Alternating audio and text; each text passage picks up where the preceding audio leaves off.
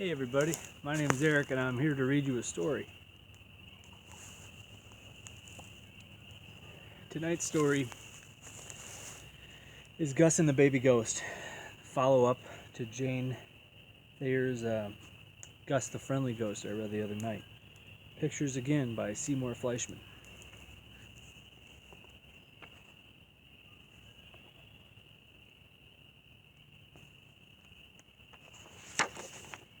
Published by William Morrow and Company in New York in 1972. Gus the Ghost and Mr. Fizzle ran the historical museum. Gus at night, Mr. Frizzle during the day. Mr. Frizzle lived upstairs. Gus had an attic apartment. Cora the cat lived here and there, and Mouse the mouse had his own private quarters. Late one night when Gus was in charge, Cora came in from a moonlight walk and said, "A baby ghost's outside."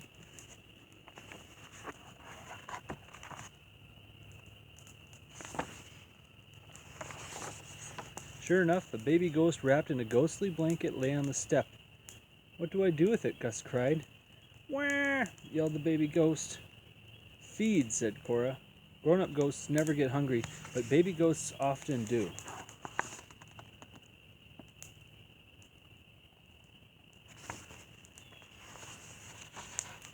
Gus carried the baby ghost in its blanket into the old-fashioned kitchen and found some milk. "Warm," advised Cora. Gus warmed the milk. "Bottle," said Cora. Gus made some ghostly remarks and a baby's bottle appeared. "Wah!" yelled the baby ghost when the milk was gone. "Burp," advised Cora.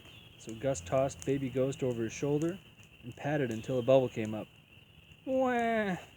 "Change," directed Cora. Gus produced a clean diaper. "Coo," said baby ghost contentedly when the diaper was changed.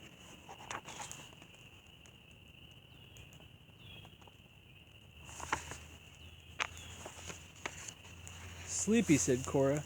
Gus had just laid baby ghost in the antique cradle and covered it with the old paisley shawl when Mr. Frizzle came running downstairs, his bathrobe flying.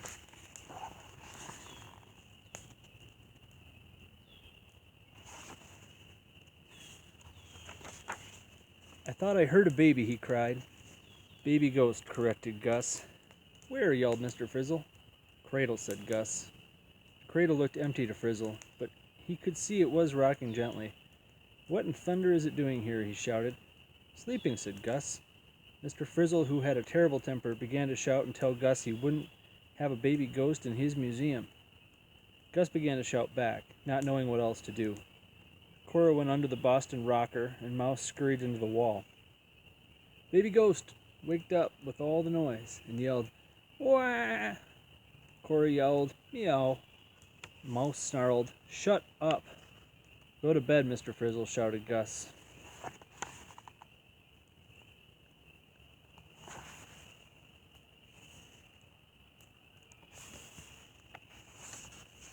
Finally, Mr. Frizzle pounded upstairs. When he had gone, Gus sat down with a sigh of relief in the Boston rocker, and Cora leaped into his lap. Gus rocked the cradle until baby ghost fell asleep. Gus understood how Mr. Frizzle felt. Frizzle was proud that many people came to see the museum, and he didn't want anything to frighten them. Gus kept out of the way, but a crying baby ghost might not. "I'll do something tomorrow," thought Gus. He fell asleep rocking the cradle. Baby ghost slept and Cora slept. Only Mouse whisked about busily, looking for a crumb or something.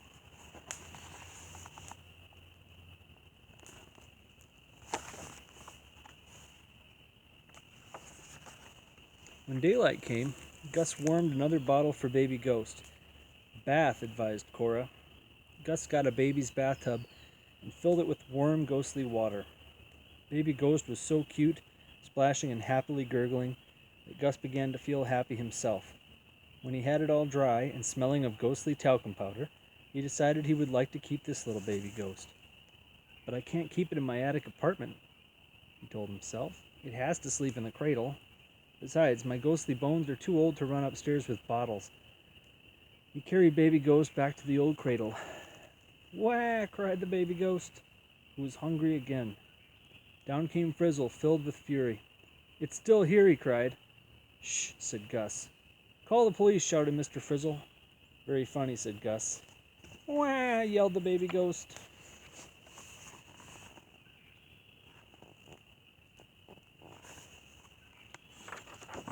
Mr. Frizzle called the police himself. There's a baby ghost at the historical museum. Come and get it. Beg pardon, said the police. I want to get rid of a baby ghost, shouted Mr. Frizzle. 2 policemen came. What seems to be the trouble, they said. We've got a baby ghost, said Mr. Frizzle. Are you feeling all right, Mr. Frizzle? Asked the police. I feel fine, shouted Frizzle. Show us the baby ghost, said the policeman politely.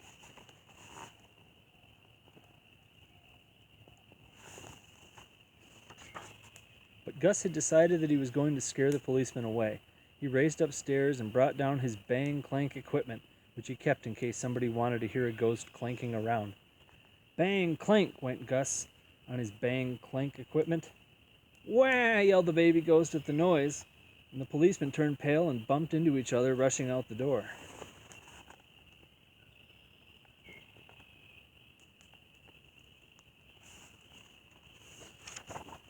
Just then an early visitor arrived. Keep that kid quiet, hissed Frizzle. Gus snatched baby ghost from the cradle and gave it a bottle. He sang a ghostly lullaby until it went back to sleep. Frizzle felt calmer when the visitor left without knowing they had a baby ghost. He said in a reasonable voice, Now, Gus, you know you've got to get rid of it. If I keep it quiet, Gus thought craftily, Frizzle never will know it's here. Leave it to me, Frizzle, he said, and Mr. Frizzle went off, reassured. Then Gus got a book on the care and feeding of baby ghosts.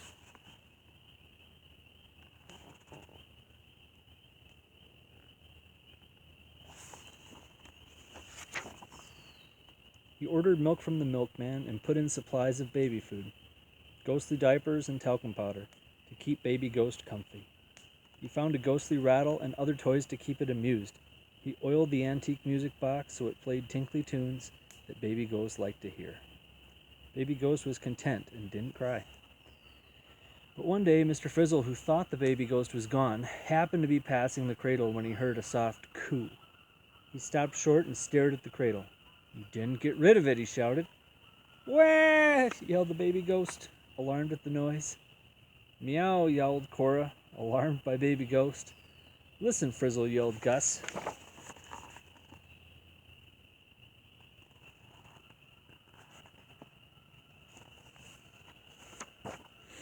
Then he lowered his voice.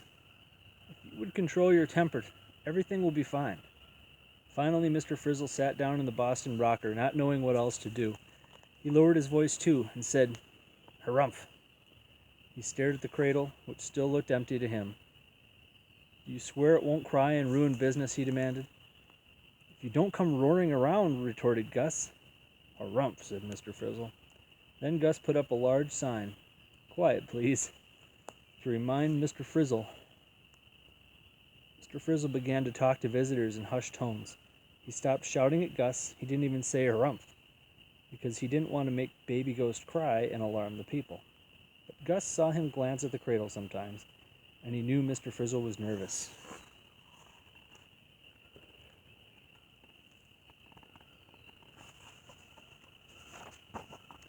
One day, Mr. Frizzle was telling a lady visitor in hushed tones so he wouldn't wake a baby ghost.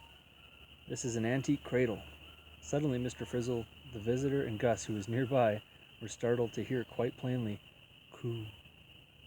Have you got a baby ghost? The lady cried. Certainly not, cried Frizzle. Oh, I wish you had a baby ghost, said the lady sadly. Frizzle looked at the lady in surprise. He eyed her suspiciously. Was she joking? He liked to please the visitors to his museum, so finally Frizzle said cautiously, We might have a small baby ghost. The lady rushed off to tell her friends that this wonderful, delightful historical museum had something very special, a real baby ghost.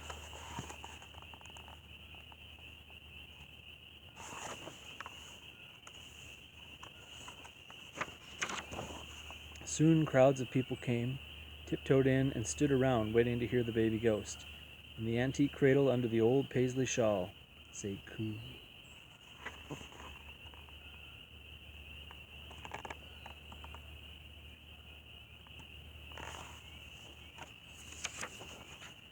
Your baby ghost sounds so happy, everyone whispered.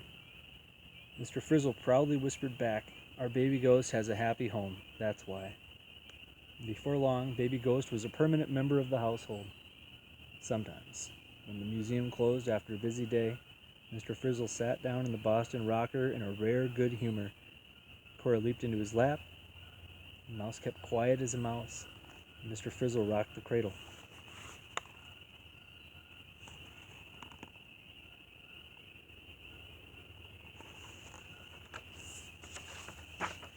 While Gus hung Baby's ghost's ghostly washing out in the evening air.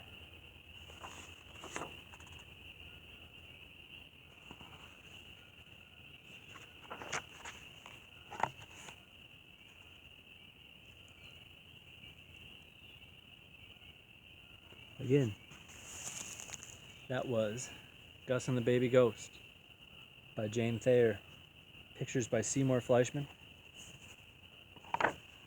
1972.